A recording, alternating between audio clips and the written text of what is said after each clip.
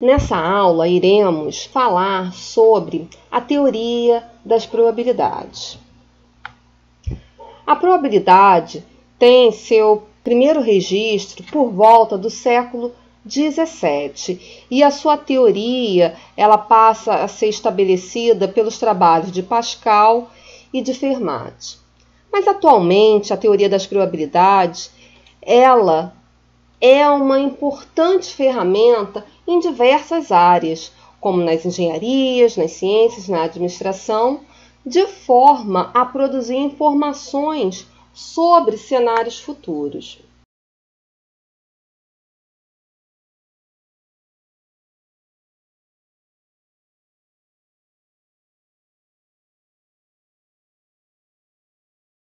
Podemos classificar os nossos fenômenos ou experimentos como determinísticos, que são aqueles cujas condições do experimento vão determinar o resultado. Exemplo, se você aquecer a água, a temperatura de 100 graus Celsius, certamente vai ocorrer processo de ebulição.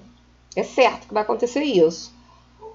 Mantendo constante aí, condições de pressão, Agora, temos ainda os nossos fenômenos ou experimentos aleatórios, que são aqueles nos quais há uma incerteza relacionada ao resultado do experimento. Eu vou lançar um dado, eu não posso afirmar com certeza qual será a face que cairá virada para cima, em se tratando de um dado honesto. Então, nós temos a questão dos modelos probabilísticos. A teoria da probabilidade é utilizada para modelar fenômenos aleatórios. Isso significa que podemos criar um modelo teórico que reproduza de maneira satisfatória a distribuição de frequências, caso o fenômeno fosse observado. Então, teremos uma prévia de informação antes de ocorrência do nosso desfecho. As ações de lançar uma moeda ou um dado, girar uma roleta ou sortear uma carta geram experimentos cujos resultados são incertos, ou seja, aleatórios. Da mesma maneira, as condições climáticas da próxima semana, elas não podem ser estabelecidas nesse momento com total exatidão, de forma que constitui também um fenômeno aleatório.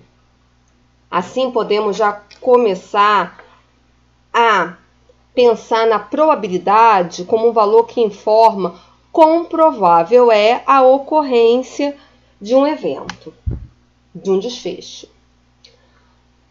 Para utilizarmos a teoria de probabilidade, no entanto, nem tudo pode ser desconhecido. Mesmo que os resultados dos experimentos, dos nossos fenômenos, sejam incertos, sempre haverá um resultado. O resultado do experimento tem que ser um dentre uma coleção perfeitamente caracterizada de possíveis resultados. Nesse primeiro exemplo, vamos supor que vamos estudar as frequências de ocorrência das faces de um dado.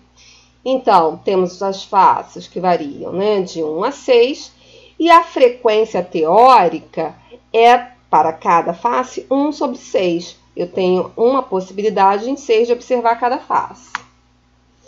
Já nesse exemplo 2, vamos supor que temos um grupo de 2 técnicos e de 3 professores que irão compor uma comissão de sindicância. Um deles será eleito presidente da comissão. Queremos obter informações sobre o possível cargo do presidente antes da eleição. Temos então que, dado que são 5, 2 mais 3, os candidatos ao cargo, podemos então definir que a frequência teórica, a expectativa que eu tenho de observar um presidente com cargo de técnico é de 2 em 5 e para professor é de 3 em 5. Então, nesses exemplos, eu pude aqui enumerar todos os possíveis resultados para, assim, estabelecer informações sobre a sua possível ocorrência. Vamos agora definir os principais conceitos para o nosso curso da teoria das probabilidades. O primeiro é o experimento aleatório, representado pela letra E. Trata-se do fenômeno ou do experimento de interesse, ou da situação observada. O segundo conceito é o espaço amostral, representado pela letra S. O espaço amostral é o conjunto de todos os resultados possíveis de um experimento ou de um fenômeno aleatório. E por fim nós temos os eventos, que são subconjuntos do espaço amostral e, em geral, são representados por letras maiúsculas. Vamos aos exemplos. No primeiro experimento, eu vou lançar uma moeda e observar a face que cai virada para cima.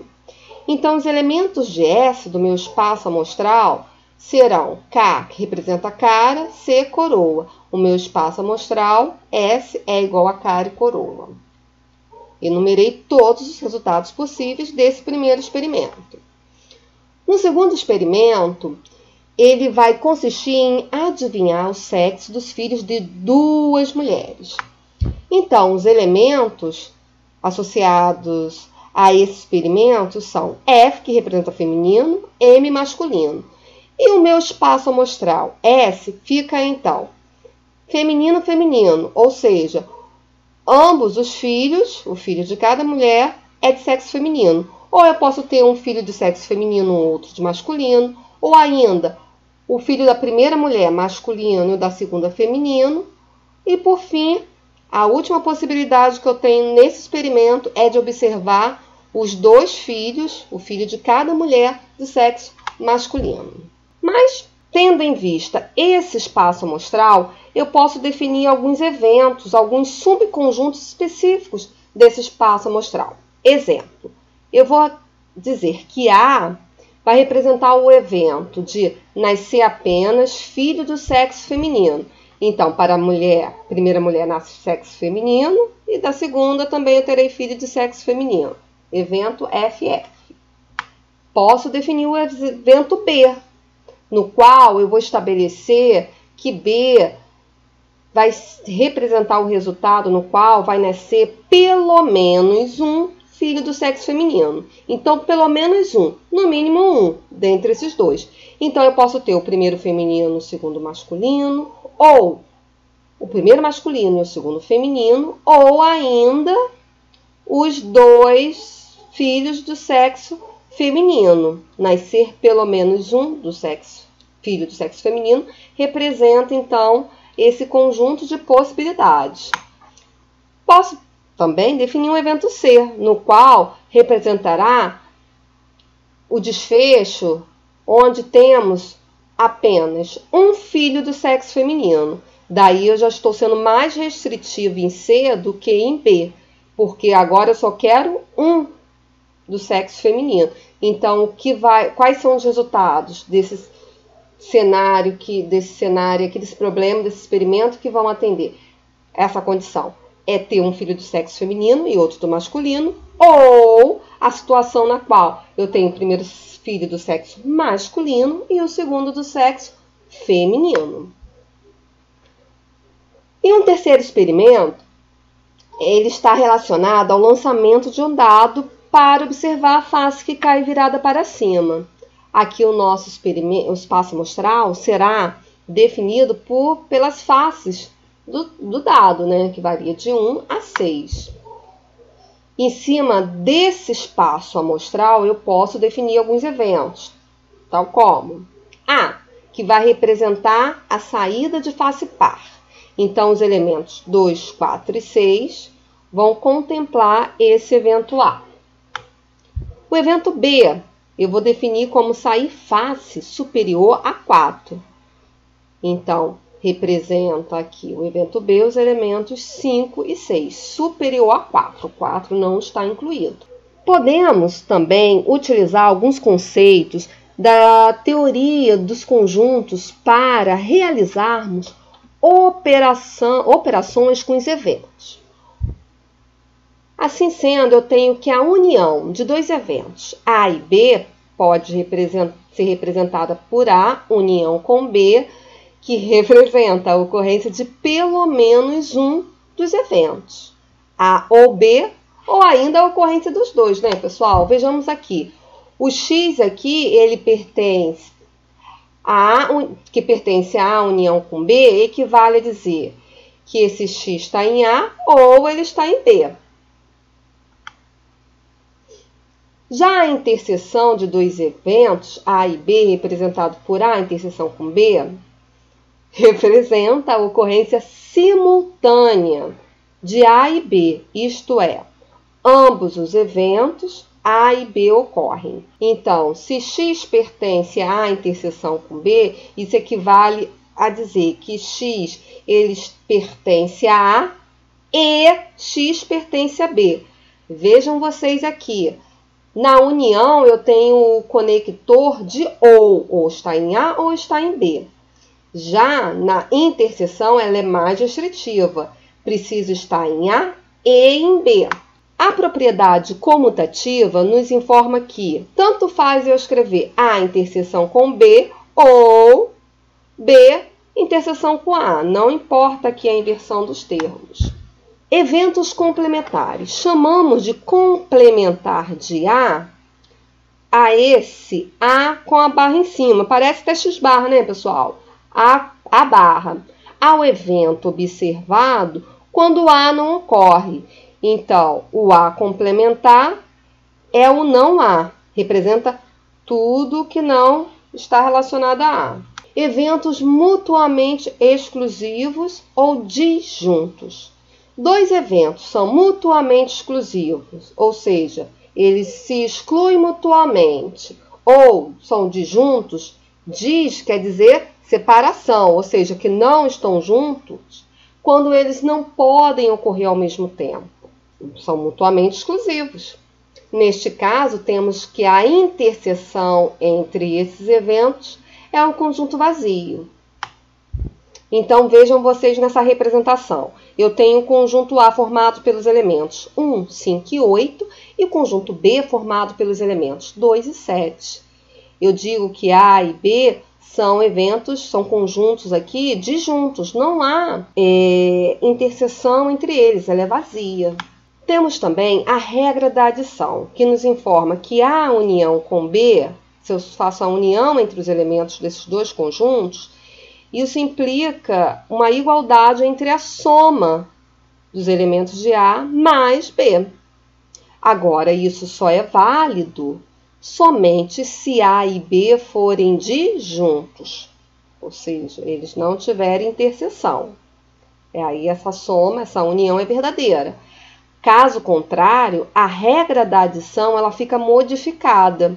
A união com B vai ser igual a A mais B menos a interseção entre eles.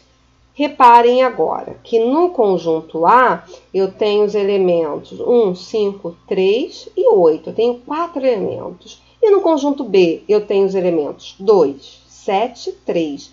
Eu tenho 3 elementos. Ora, para fazer a união entre eles, se eu for do número de elementos, 4 mais 3 é igual a 7. Entretanto, eu só tenho 6 elementos. O que ocorre aqui? O 3 ele foi contado 2 vezes. Por isso, eu necessito realizar a subtração da interseção para que essa união ocorra corretamente. Observações. O espaço amostral S é um evento e o conjunto vazio, φ, também é um evento, pois ambos são subconjuntos de S. O espaço amostral S é chamado de evento certo. Teve experimento aleatório, é certo que vai ter um espaço amostral, um conjunto de resultados. Já o conjunto vazio é chamado de evento impossível. Se teve um experimento, é certo que terá um espaço amostral, um conjunto de resultados. E os eventos aleatórios que contêm apenas um elemento, por exemplo, A igual a W, serão chamados eventos complementares. Se A for um evento associado a um experimento aleatório, então não poderemos afirmar com certeza se A irá ocorrer ou não, porque o evento é aleatório, não sei qual vai ser o desfecho. Por isso, é muito importante tentar associar um número ao evento A, o qual medirá de alguma maneira quão verossímil, quão provável é que o evento A venha a ocorrer. Esta tarefa de buscar esse valor que vai fazer essa quantificação nos leva à teoria das probabilidades. Bem, a probabilidade é uma função P que associa a cada evento do espaço amostral, S, de um experimento aleatório, um valor entre 0 e 1. Um valor é dito uma probabilidade caso satisfaça os seguintes axiomas. A probabilidade do evento A vai ser um valor que está no intervalo entre 0 e 1. A probabilidade de S do nosso espaço amostral sempre será igual a 1. E a probabilidade da união entre os eventos A e B será igual à soma das probabilidades do evento A mais do evento B. Isso só é válido, é claro, se A e B forem mutuamente exclusivos. Podemos ainda lançar mão da abordagem frequentista para começarmos a entender o cálculo das probabilidades. Essa abordagem ela se baseia na frequência relativa de ocorrência de um determinado desfecho. Então, após a repetição do experimento N vezes, a frequência relativa de um dado resultado ela tende a se estabilizar em torno de um valor que é a probabilidade associada ao evento de interesse. Temos ainda a abordagem clássica, que é baseada nas condições teóricas do experimento. Então, quando um espaço amostral consistir em N resultados possíveis que sejam igualmente prováveis, isso equivale a dizer que eles são equiprováveis. O que é equiprovável é igual a probabilidade, igualmente provável. A probabilidade de cada resultado vai ser dada por o P vai ser igual a 1 sobre N. Então, para calcular a probabilidade de um evento A que tenha K pontos amostrais, a probabilidade do evento A vai ser igual a K dividido por N, onde K é um número de eventos favoráveis a A, os pontos amostrais favoráveis a A, e N é um número de elementos do espaço amostral. Vamos a um exemplo. O nosso experimento aleatório consiste em lançar um dado e observar a face virada para cima. Então, vamos calcular a probabilidade de alguns eventos. O primeiro, face par, depois face ímpar, face par é superior a 3 e, por fim, face par ou face superior a 3. Bem, se eu vou lançar o dado, nosso espaço amostral é composto pelos valores de 1 a 6. Para o primeiro evento, eu vou definir, então, que A representa a face par. Então, A é composta pelos elementos 2, 4 e 6. Então, a P de A vai ser igual a 3. Por que 3? Porque eu tenho 3 eventos favoráveis a A sobre 6, que é o tamanho do meu espaço amostral. Isso dá 0,5. Vamos calcular agora a probabilidade de face par. Então, defino que B vai ser igual a face ímpar. Desculpa. Então, B é formado pelos elementos 1, 3 e 5. Então, a P de B vai ser igual a 3 sobre 6, porque eu tenho 3 eventos favoráveis, a face ímpar, sobre 6, que é o tamanho do espaço amostral. Isso é igual a meio. Ou eu posso mobilizar um outro conhecimento aqui. P de B, face ímpar, é igual ao complementar de A. Pessoal, quem é A? Não é face par? Então, se A é a face par, o complementar dessa face par é o evento face ímpar.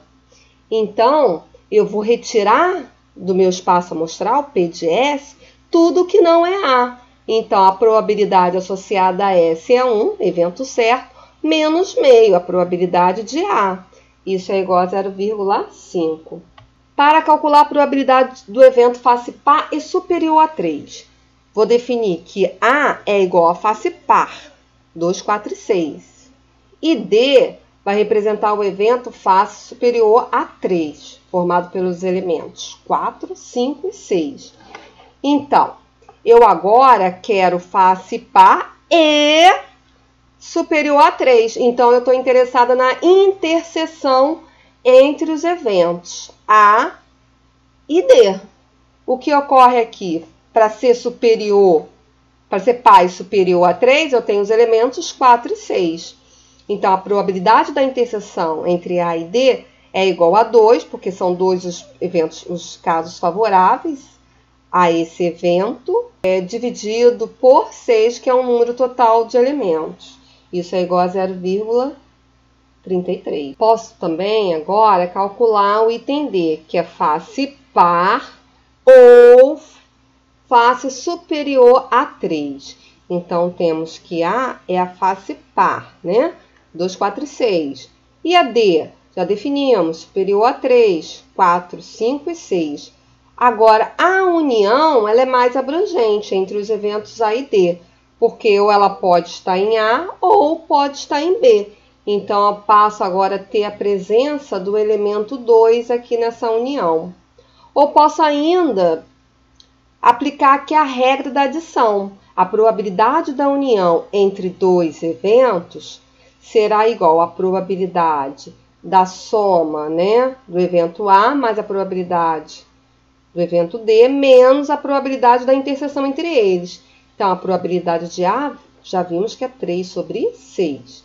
Probabilidade de D, calculamos em algum lugar, que é igual a 3 sobre 6, porque são 3 os elementos de D e 6 ao todo, menos a probabilidade da interseção, que é igual a 2 sobre 6, porque a interseção só tem 2 elementos em 6, e esse valor é igual a 0,66.